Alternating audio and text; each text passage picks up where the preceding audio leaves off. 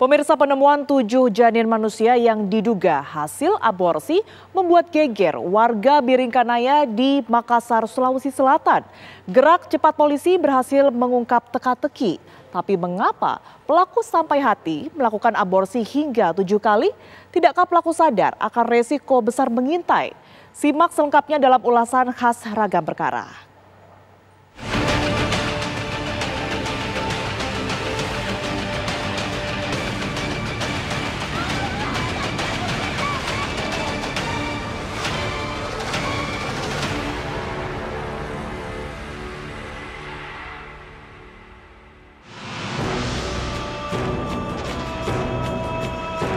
Entah budak cinta, cinta buta, atau apapun namanya. Tapi yang jelas perempuan di Makassar, Sulawesi Selatan ini sudah membuat geger warga seantero Jalan Pacerakang, Kelurahan Daya, Kecamatan Biringkanaya, Kota Makassar, Sulawesi Selatan. Di kamar indekos yang disewanya ini, Jumrianita alias Nita Mangengwa, 29 tahun, terkuak menyimpan 7 janin manusia. Janin-janin tersebut ditemukan si impunya indekos Nulfah Anugrahwati pada Ahad malam 5 Juni 2022. Tidak menyangka, saya menangisnya bukan karena takut sama masalah atau dipanggil mundar-mandir polisi, cuma karena sayang sekali sama ini anak. Keluarga juga iya, ya? Sudah kayak adik. Gitu. Itu saya sesali. Butuh waktu bagi polisi menemukan keberadaan Nita, sebab disebutkan Nita sudah hengkang keluar kota. Meski begitu, sejumlah barang Nita masih di tempat Nulfah. Nita pun masih menunggak 6 bulan sewa kamarnya. Ini pula yang mendorong Nulfah membereskan kamar yang disewa Nita hingga terbongkarlah kasus ini. Sepanjang perburuan itu, berbagai spekulasi beredar. Benarkah ke-7 janin manusia yang ditemukan tersebut keluar dari perut Nita semata? Tidakkah pelaku memikirkan resikonya?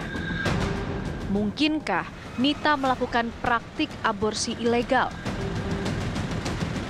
Tapi kalau melakukan 7 kali aborsi itu, selain resiko terkena kanker mulut rahim, sulit nantinya infeksi-infeksi lain juga akan merusak bagian-bagian daripada rahim ya. Kemudian karena serviksnya terjadi perlukaan mudah sekali, apalagi ini 7 kali berganti-ganti, apalagi kalau dia sampai berganti pasangan, maka resiko serviksnya tertular virus HPV 16-18 ya itu juga akan sangat besar. Di samping itu HIV/AIDS dan seterusnya. Sampai saat ini kita dapatkan dari pasangan itu sendiri Sejak tahun 2012 dan baru putus kontak sekira bulan Juli 2021. Jadi di WA-nya tuh diblok oleh yang tersangka laki-laki. Dari situlah dia memutuskan untuk pindah ke Konawe dan kerja di salah satu perusahaan di Konawe.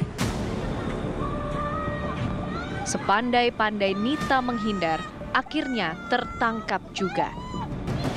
Nita ditangkap di Konawe, Sulawesi Tenggara pada Rabu 8 Juni 2022. Dari sini terungkap jika Nita kali pertama melakukan aborsi pada 2012 silam. Kala itu, Nita yang baru berumur 19 tahun hamil di luar nikah. Semenjak itu, Nita seakan akrab dengan aborsi yang terus dilakukannya hingga 2017 lampau, atau setidaknya sudah 7 kali aborsi. Kalau aku lihat sampai 7 kali kemudian janinnya itu ada, berarti kan dia sudah berbentuk. Berarti kan hamilnya sudah lebih besar daripada 8 minggu. Kalau 8 minggu cuma darah. Kalau 7 kali dan sudah ada tempat kuburannya, berarti janinnya juga sudah 14-16 minggu. Nah itu mungkin dengan obat-obatan itu akhirnya merangsang kontraksi uterus, akhirnya si janinnya keluar. Kalau memang karena rasa malu, maka mereka akan langsung menguburkan misalnya. Lalu kenapa kok janin-janin ini tidak diaborsi waktu masih muda, apalagi dia seorang dari tenaga medis. Jadi ada keanehan di mana janin ini dibiarkan bernyawa. Setelah bernyawa baru dilakukan aborsi. Apa yang diharapkan dengan membunuh nyawa? 2012, namun Ternyata di 2013 hamil lagi, 2014 hamil lagi, sampai dengan 2017, terus terakhir 2017. Dan itu box-box yang berisi box plastik, kardus yang berisi box plastik itu dibawa kemana-mana, pindah-pindah kos, dan inilah kos dia terakhir. Makanya kalau kita tanya dari warga sekitar di tempat kos dia terakhir itu, tidak ada aktivitas itu. Memang benar tidak ada aktivitas dia di situ, tidak pernah melakukan aktivitas untuk aborsi dia mereka itu antara pacarnya sama dia. Karena aborsi itu terakhir 2017 dilakukan di tempat kos yang sebelumnya.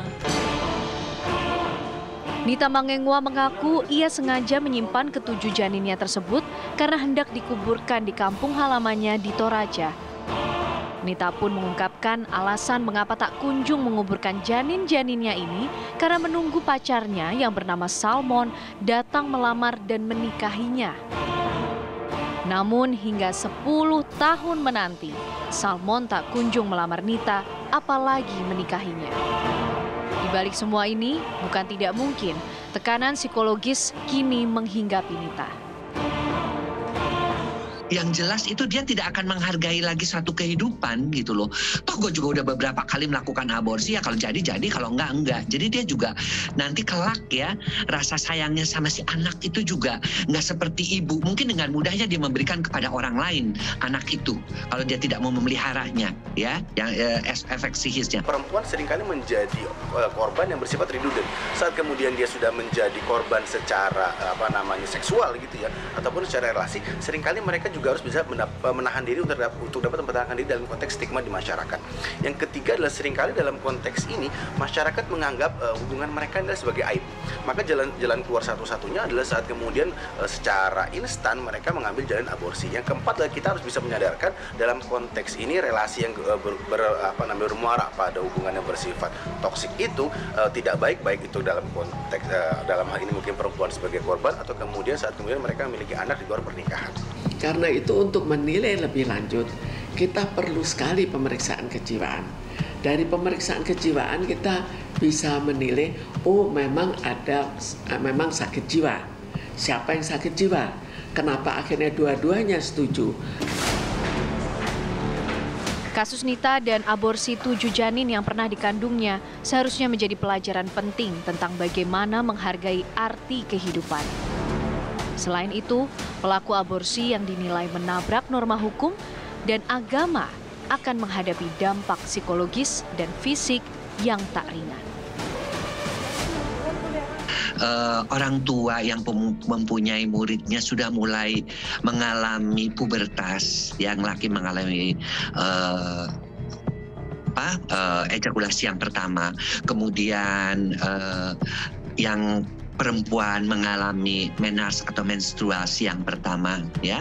Jadi dua-duanya sudah ini, tolonglah dekati mereka, bimbing mereka ya dengan memberikan pendidikan seks ya, pendidikan jangan seks deh kalau Anda takut dengan kata seks, kesehatan reproduksi, bahwa dia itu sudah bisa hamil, sudah bisa, yang laki-laki itu yang sudah, kalau sudah mimpi basah sudah bisa menghamili. Sebagai orang tua kita punya tanggung jawab untuk memberikan pendidikan moral, nilai-nilai agama harus diberikan, pendidikan kesehatan reproduksi harus diberikan, kemudian perlindungan diri khususnya kepada yang perempuan, resiko-resiko apa kamu kalau hamil, bukan hanya malu oleh keluarga besar, tetapi juga resiko-resiko secara fisik yang tadi saya jelaskan dan secara kejiwaan.